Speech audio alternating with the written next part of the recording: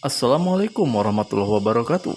Selamat berjumpa lagi dengan channel ini. Di sini Mimin akan mencoba membahas kelanjutan alur cerita Samudra Cinta. Detik-detik pertemuan antara Samudra dengan Mentari.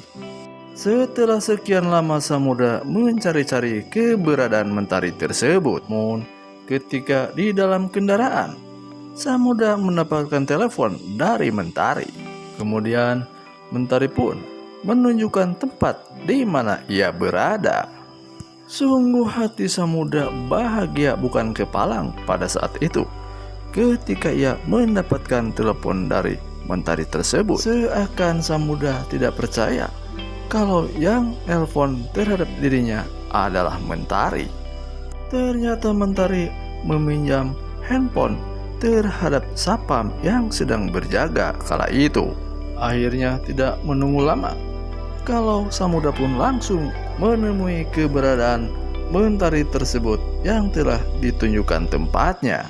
Singkat cerita, ketika sesampainya di rumah, ternyata Mentari membawa tas dan rupanya isi daripada tas tersebut dicurigai oleh Bella. Ketika Bella membuka daripada tas Mentari tersebut, ternyata memang betul di dalam tasnya ada hal yang tidak wajar yang ada di tas Mentari, yaitu foto Andrian bersama sebelah sepatu wanita. Akhirnya Bella pun mengambil daripada sepatu yang berada di dalam tasnya Mentari tersebut, karena sepertinya ia pun pernah mendengar dari Erik kalau ia sedang mencari barang bukti yang berhubungan dengan kematiannya Melinda.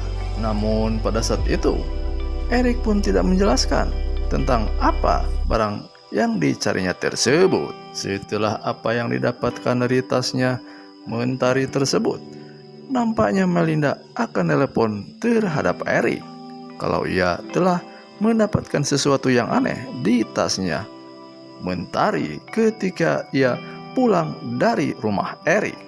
Ternyata sepatu yang didapat adalah pemberian daripada seseorang, yaitu seorang pemulung ketika Mentari sedang menunggu papahnya di saat ia mau dijemput oleh Samudra. Sepertinya kepergian Mentari dari rumah Erik ternyata kabur karena dia karena sudah beberapa hari tentunya mengetahui tentang arah-arah di wilayah tersebut.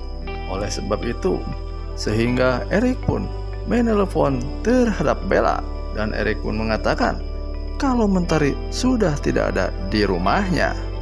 Namun meskipun kecewa, namun Erik tetap merasa lega kala itu ternyata memang Mentari sudah berada di rumah Samudra.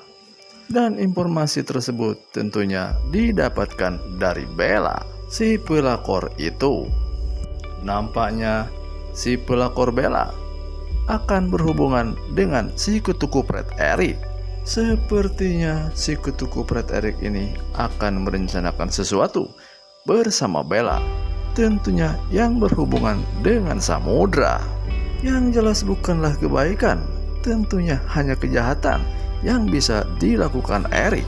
Nampaknya si pelakor Bella ini akan dimanfaatkan oleh Erik karena Erik serumah bersama Samudra. Tentunya sasaran utama adalah Mentari, karena Mentari sepertinya sudah akrab bersama Bella. Walaupun demikian, apakah Samudra akan percaya lagi terhadap Bella? Kalau menurut Mimin sudah jelas tidak percaya lagi, karena kedekatannya Bella bersama Mentari akan menimbulkan prahara yang tentunya tidaklah diinginkan oleh Samudra jika hal yang serupa terulang kembali. Beralih ke cerita lain, rupanya si pemulung Marni tersebut dicurigai oleh Erik karena dia seorang pemulung. Jika ia menemukan sepatu yang dicarinya, ternyata sebelum Erik mengejar daripada si Marni tersebut, rupanya sepatu itu sudah diberikan kepada Mentari. Sampai-sampai Erik pun mengacak-acak barang yang telah dipungutnya oleh si pemulung tersebut. sehingga menjadi amburadul dibuatnya. Pada akhirnya apa yang dicarinya tersebut tidaklah diketemukan karena sudah tidak ada dari dalam karung tersebut. Akhirnya Erik pun pulang dengan tangan kosong, dan sepertinya Erik pun belum tenang jika ia belum mendapatkan barang yang dicarinya tersebut, karena barang tersebut ada hubungannya dengan kejahatan dirinya. Beralih ke cerita lain, Ariel yang pada saat itu telah dijemput oleh polisi. Nampaknya ia merasa sedih ketika ia dimasukkan ke dalam penjara. Untuk sementara, Ariel masih ditahan di kantor polisi sebelum ia berlanjut ke persidangan. Terlihat pada saat itu, Intan pun hendak menjenguk tentang keberadaan Ariel tersebut. Namun, ketika Intan menemuinya, ternyata Ariel marah terhadap Intan. Ariel berpikiran, karena gara-gara Intan lah hingga ia masuk penjara. Ariel pun mengatakan kepada Intan kalau ia sudah tidak mencintainya. Kalau menurut Mimin, itu hanya di bibir Ariel saja. Pada kenyataannya, dia sebenarnya merindukan Intan. Kalau boleh Mimin mengatakan, kalau Ariel terhadap Intan ini boleh dikatakan benci tapi rindu.